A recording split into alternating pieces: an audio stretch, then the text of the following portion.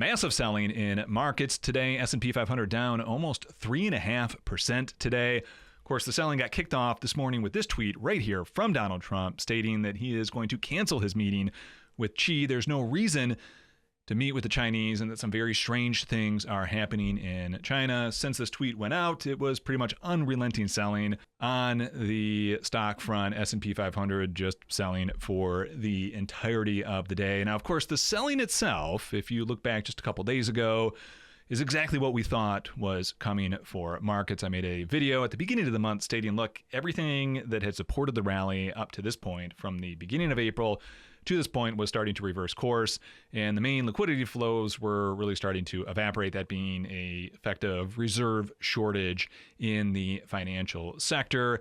And then just 2 days ago, for those pro members over at Applied MMT, I sent out this newsletter update along with a video update stating that, look, downside risk is looking imminent, that 6,800 was probably going to be the absolute ceiling. And since then, obviously, we have seen this massive wave of volatility materialize. So what I want to do in this video is essentially revisit quite a few of the talking points that we talked about in that video, see where we're at, and just kind of set the stage for what I'm looking for as next week plays out, given that at this point now we're all going to be targeting some sort of bottom in this selling. I will say this to summarize the TLDR out of the gate for this video is that I don't necessarily think this selling has to be over. But there are a few checklist items that I want to be keeping an eye on that could easily, quickly reverse this selling and then get the rally back underway. So the first thing, again, is just this concept that we've been seeing a shortage of reserves in the financial system.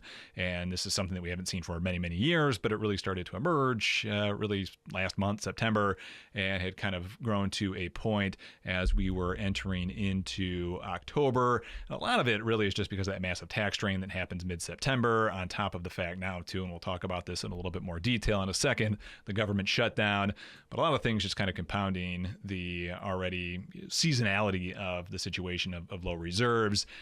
And as I mentioned and talked about in the last video we posted here on the YouTube channel, one of the biggies that we were watching is this spread between SOFR and the award rate for reverse repo beginning to spread larger and larger, just showing, signifying, stating what's happening under the hood, that there is this bid going on for cash. There's a need for cash. There's a need for reserves that just aren't there in the market. So one of the things that we're going to want to see play out that would certainly show that the issue has been alleviated is this spread get back close to one, right? That this gap that we've seen over the past few months begins to settle and we see a precipitous drop in this spread. The other thing that can also alleviate this that we'll want to be keeping an eye on is the standing repo facility. If we see a big jump up in this, that means that one, it'll mean kind of emergency lending to the financial sector, but two, it'll also mean that lending took place from the SFR, and therefore that could help alleviate some of the issues. Another thing that could alleviate some of the issues is just going to be a reopening of the government. Now, at this point, betting markets have the closure going until 30 days. We're 10 days into the shutdown. So according to this, we're 2 to 3 weeks out still, at least what the odds are showing in the Kalshi market right now. So we're not seeing any signs that the shutdown will immediately reverse course here. And the reason that I'm very much keeping an eye on that shutdown just has to do with the fact that right now the financial sector is starved of reserves, and the thing that feeds more reserves to the financial sector is government spending itself. And just to kind of put this into comparison here, so this is the daily Treasury statement for yesterday, coming out on October 9th, and that is 7 reporting days in to this fiscal year. What I want to point out here is the total withdrawals. So this is the actual spending that's leaving the Treasury into, or the TGA into the private sector, is, we'll call it 17 billion. Well, if we go back to 2024, October 9th, also 7 fiscal days into the year, we were at 47 trillion. So there's a lot of discretionary spending that, or non-discretionary spending, that has to happen, but there's also some that gets paused when the government shuts down. And at this point, we're about 30 billion shy of where we were at the same point last year, same time. Now, some of this might have to do with when payments go out relative to, say, Social Security. You can't go out on a weekend, that sort of thing. But suffice to say, 7 days in, we're seeing a $30 billion gap, and that makes about sense that we're maybe short $4 or $5 billion a day in terms of spending. And the big takeaway here, though, isn't just the nominal number. It's the fact that now more than ever, those new reserves need to be supplied. Some of them are getting supplied, but in a financial environment where reserves aren't getting supplied and we have a government shutdown that's in place, that's just going to continue to put fuel on the fire, so to speak, put pressure on the breaking point on a market that was already quite brittle. So another thing that we're keeping an eye on is if we end up seeing the government shut down, ultimately reopen, that can help this scenario, and it would likely immediately trigger a reimbursement back pay of a lot of spending, and that would be in and of itself a big rush on reserves. Some of the other things I'm just kind of keeping an eye on, not necessarily as a signal that this would change anything in terms of the current direction of the sell-off, but I am very curious to see what is taking place in the dollar right now.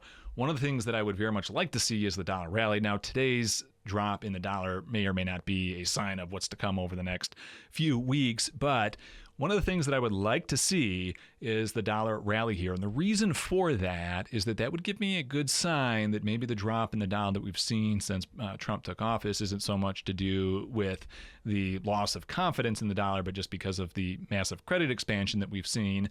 And that if it does look like, as we kind of sell off, there's that rush to safety in the dollar, and we get that sort of trade to come back, that would give me a little bit more confident that once the kind of tariff nonsense eventually settles in the next year or two, whether it's just post the decision by SCOTUS or we just kind of move on, that there's still this desire to export to the U.S., so the rest of the world imports the dollars. If that ends up taking place and we do see a rally here, that would be kind of a good confirmation that maybe we can return back to a kind of pre-Trump tariff type of overall macro regime. But if we really see the dollar continue to tank here, and this counter trend bounce is just that, a counter trend bounce, we continue to see the dollar push lower, not a good sign in the long scheme of things, and I think also points to an inevitable inflation wave not too far around the corner. One kind of good news, or at least kind of the system working the way that it should, or the way that we would expect it to, is we did see rates push quite lower today. Again, and maybe this is Trump's idea that maybe he does want to spook the market sort of thing to get rates lower. If that is the goal, then he did do that, so rates pushing a little lower. Next thing that I'm watching, or at least is going to be on my calendar in terms of timing wise, if we do see selling next week really pick up and we have a highly volatile week, one thing that will be in the back of my mind will be options expiration. So this week's options, or this month's options expiration, is going to be on the 17th, so next Friday. In other words, if we do see volatility stick next week, what we could expect to see is options expiration kind of hit the reset, and then on October 20th, when the dealer hedging that would, in this case, kind of do a sort of reinforced selling regime, maybe through the remainder of next week, could finally give way. So we could see just the 20th in terms of pure timing be the moment in which markets could reverse course again, that being if we get a lot of volatility next week. So those are the items that I'm paying most attention to. Again, just to recap, we're going to look at that SOFR reverse repo rate. We're going to look at the standing repo facility, see if that climbs. Obviously, we'll look at what we just talked about with the OPEX expiration next week. We're also going to pay close attention to a government reopening. Those are the things we want to watch in terms of any one of those could turn this selling around. And we just need to see, do we get more selling to materialize next week? So a lot to pay attention to.